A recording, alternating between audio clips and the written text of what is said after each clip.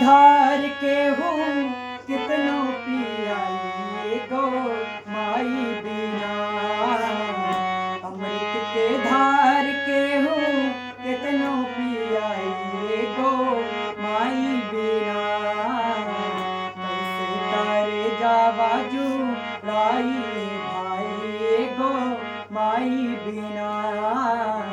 कैसे करे जावाजू लाई भाई गो माई बिना। अमृत के धार के हूँ कितनो पियाई गो माई बिना। कैसे करे जावाजू लाई भाई गो माई बिना। हर करे एहसान माई दुनिया देखावेली। बोले बतियावे और चले उसी खावेली। करे एहसान माई दुनिया देखावेली। बोले बतियावे और चले उसी खावेली। मिल जाई आन धन मिल जाई सुख हो।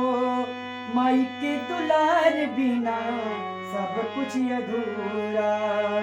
कि अचेरा ओढ़ा के अचेरा ओढ़ा के हो दूधवा पियाई गो माई बिना।